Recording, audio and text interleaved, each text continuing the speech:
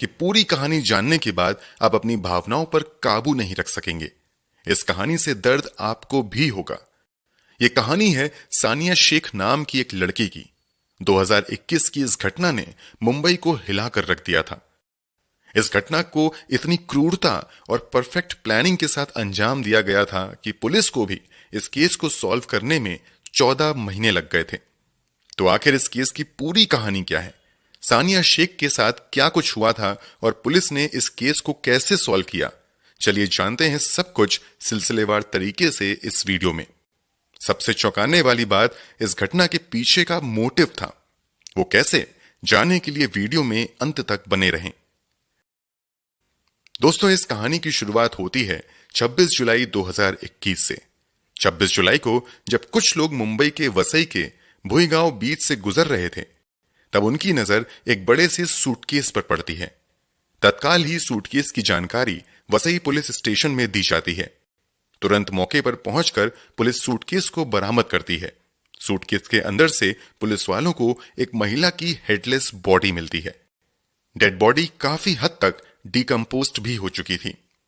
चूंकि लाश का सर गायब था, इसलिए पुलिस वाले शव की पहचान नहीं कर पाते हैं। डेड बॉडी के पास कोई दूसरे ऐसे सबूत भी नहीं मिलते हैं जिससे कि बॉडी की पहचान हो सके। फिर भी पुलिस वाले हेडलेस बॉडी की तस्वीर लेकर आसपास के सभी थानों में भेज देते हैं, लेकिन कहीं से भी पुलिस वालों को कोई क्लू नहीं मिलता है। पहचान न होने के कारण पोस्टमार्टम के बाद पुलिस द्वारा ही शव का अंतिम संस्कार करवा दिया जाता है। हालांकि भविष्य में जांच के उद्देश्य से लाश के डीएनए सैंपल सुरक्षित रख लिए जाते हैं।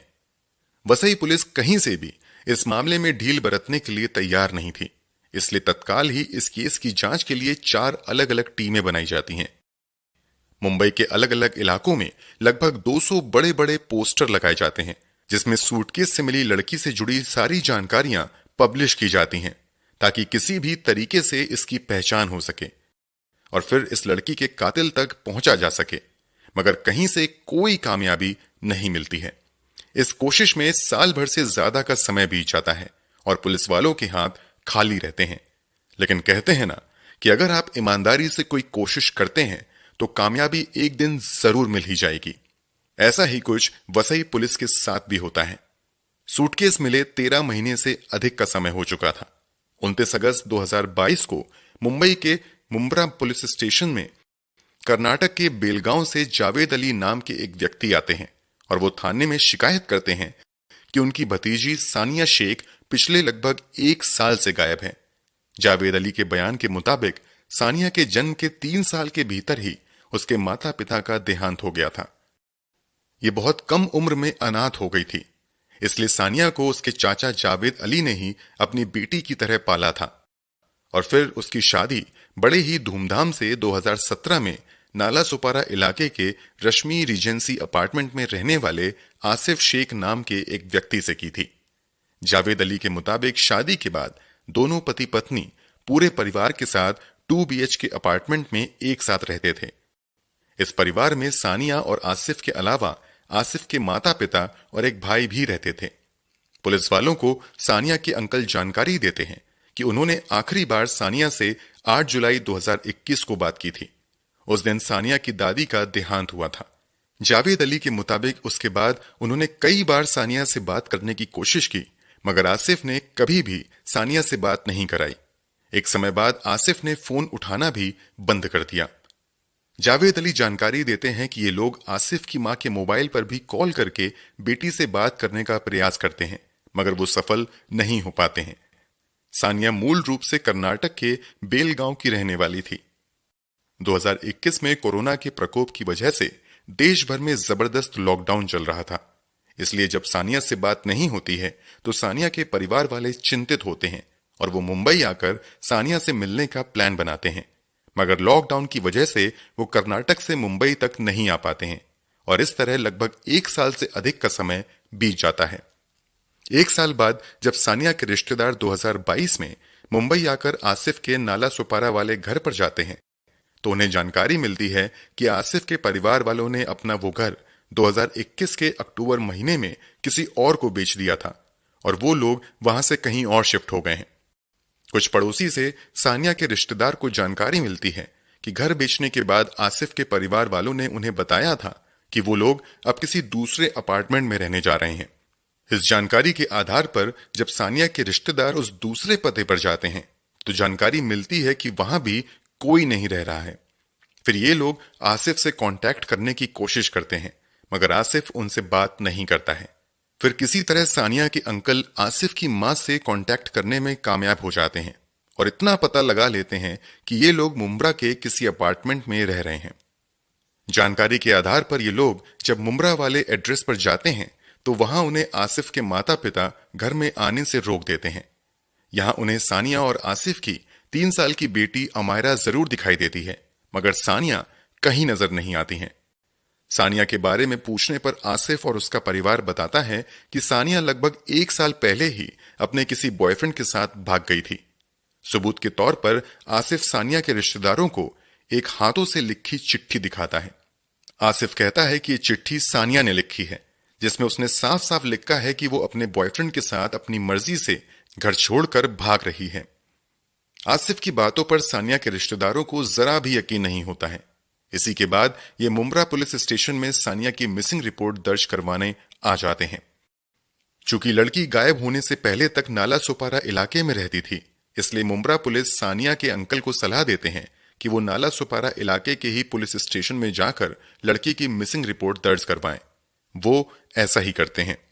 मुंब्रा पुलिस की मदद से एखोल पुलिस स्टेशन में सानिया शेख के गायब होने की रिपोर्ट दर्ज कर ली जाती है। एफआईआर दर्ज करने के बाद पुलिस वाले सानिया शेख के रिलेटिव को लगभग 1 साल पहले बीच से बरामद सूटकेस में मिली लाश की तस्वीर दिखाते हैं। लड़की का चेहरा नहीं था, फिर भी सानिया के रिलेटिव तस्वीर देखकर कपड़े के आधार पर उसकी पहचान सानिया शेख के तौर पर करते हैं। कुछ दूसरे रिलेटिव भी तस्वीर में दिख रही लड़की को सानिया बताते हैं। सानिया की पहचान होने के बाद तत्काल ही पुलिस वाले सानिया के पति आसिफ शेख और आसिफ के माता पिता को थाने पर बुलाते हैं और उन्हें भी ये तस्वीर दिखाते हैं, मगर ये लोग उस तस्वीर में दिख रही लड़की को सानिया के तौर पर पहचानने से इनकार कर देते हैं। इतना ही नहीं, आसिफ पुलिस वालों को भी सानिया के बॉयफ्रेंड के साथ अपनी मर्जी से घर छोड़कर भाग जाने वाली कहानी सुनाता है और एक हाथों से लिखा लेटर भी पुलिस वालों को देता है। पुलिस वालों को शक जरूर होता है, मगर तत्काल ही कोई एक्शन लेने की बजाय पुलिस वाले संयम से काम लेते हैं और फिलहाल के लिए आसिफ और उसके परिवार वालों को थाने से जाने देते हैं। पिछले 13 महीनों से सूटकेस वाली लड़की से जुड़े केस को सॉल्व करने की कोशिश में जुड़े पुलिस वालों के सामने फाइनली अब एक प्राइम सस्पेक्ट आ चुका था। इसलिए अब नए जोश के साथ पुलिस वाले इस केस की जांच आगे बढ़ाते हैं। तस्वीर में दिख रही लड़की को सानिया की परिवार वाले तो पहचान लेते हैं, मगर पति पहचानने से इनकार करता है। इसलिए पुलिस वाले अब डीएनए जांच के जरिए उस लड़की की पहचान करने का फैसला करते हैं। इसलिए पूरी कागजी कार्रवाई पूरी करने के बाद आसिफ का भी डीएनए सैंपल कलेक्ट किया जाता है और फिर आसिफ के डीएनए सैंपल तथा सूटकेस से बरामद की गई लड़की के डीएनए सैंपल का मिलन आसिफ और सानिया की बेटी अमायरा के डीएनए सैंपल से किया जाता है। जब इस जांच की रिपोर्ट आती है तो हर कोई शॉक्ड रह जाता है। आसिफ और सानिया का डीएनए उसकी बेटी अमायरा से मैच करता है, यानी अब इतना साफ हो जाता है कि सूटकेस से बरामद लड़की कोई और नहीं बल्कि सानिया शेख ही थी। इस तरह आसिफ और उसके परिवार वालों का पहला झूठ बेनकाब हो जाता है। डीएनए रिपोर्ट आने के तुरंत बाद ही पुलिस वाले आसिफ को गिरफ्तार कर लेते हैं और अब उससे पूछताछ का सिलसिला शुरू होता है। पहले तो आसिफ किसी भी तरीके से सानिया की हत्या में शामिल होने से इनकार करता रहता है और सानिया के बॉयफ्रेंड के साथ भाग जाने वाली कहानी पर ही टिका रहता है। मगर जब कथित तौर पर सानिया द्वारा लिखी गई लेटर की हैंडराइटिंग एनालिसिस की रिपोर्ट आती है तो आसिफ का दूसरा झूठ भी पकड़ा जाता है। हैंडराइटिंग एनालिसिस से खुलासा होता है कि लेटर में जो भी बातें लिखी गई हैं, इसकी लिखावट सानिया से नहीं बल्कि आसिफ की हैंडराइटिंग से मैच कर रही है। यानी वो बॉयफ्रेंड वाली कहानी आसिफ की ही गढ़ी हुई है और उसी ने ये फर्जी लेटर लिखकर लोगों को गुमराह करने का काम किया था। एक के बाद एक झूठ पकड़े जाने के बाद अब पुलिस वाले आसिफ के साथ थोड़ी कड़ाई के साथ पूछताछ करना शुरू करते हैं और आखिरकार आसिफ की सारी चालाकी पीछे छूटने लगती है और अंततः वो रूह कपा देने वाली सच्चाई से पर्दा उठाता है। खुलासे के मुताबिक 21 जुलाई 2021 को सानिया की हत्या की गई थी और ये हत्या किसी और ने नहीं बल्कि उसके पति आसिफ शेख ने ही की थी। किसी बात को लेकर आसिफ और उसकी पत्नी में थोड़ी बहुत कहासुनी होती है। इसी बीच बात बढ़ जाती है और आसिफ लगातार सानिया को मारना शुरू करता है। मारपीट के दौरान ही आसिफ सानिया के हाथ पैर को बांध देता है और फिर उसका चेहरा पानी से भरे टब में डुबा देता है। काफी देर तक वो सानिया को पानी में डुबाकर तड़पाता रहता है। जब सानिया लगभग बेहोश हो जाती है तब भी आसिफ को चैन नहीं पड़ता है और अब वो सानिया का गला घोटना शुरू कर देता है और तब तक गले को घोटे रखता है जब तक कि सानिया की सांस नहीं रुक जाती है। आसिफ के खुलासे के मुताबिक गला घोटने के बाद सानिया की मौत जरूर हो जाती है, फिर भी आसिफ का गुस्सा शांत नहीं होता है और अब वो भागकर दूसरे कमरे में जाता है और बड़ा सा चाकू उठा लाता है और उससे सानिया का गला रेतना शुरू करता है। हालांकि गला रेतने के दौरान ही आसिफ बेहोश हो जाता है। आसिफ के बेहोश होने के बाद कथित तौर पर आसिफ के पिता अब कमरे में दाखिल होते हैं और वो गला रेत कर सर को धड़ से अलग कर देते हैं। इधर तब तक आसिफ एक बार फिर से होश में आ जाता है और अब वो तुरंत ही दूसरे कमरे से एक ट्रिमर ले आता है और सानिया के लंबे बाल को शेव करना शुरू कर देता है ताकि उसकी पहचान करना किसी के लिए भी मुमकिन ना हो। आसिफ कितनी परफेक्ट प्लानिंग के साथ इस हैवानियत को अंजाम दे रहा था, इसका अंदाजा आप इस बात से लगा सकते हैं कि सानिया के ऊपरी होंठ पर एक तिल था। आसिफ को लगता है कि अगर कहीं सानिया का हेड पुलिस वालों को मिला तो उसकी पहचान हो सकती है, इसलिए पहचान मिटाने की नियत से अब एक चाकू के सहारे आसिफ उस तिल को भी सानिया के होंठ से काट कर हटा देता है।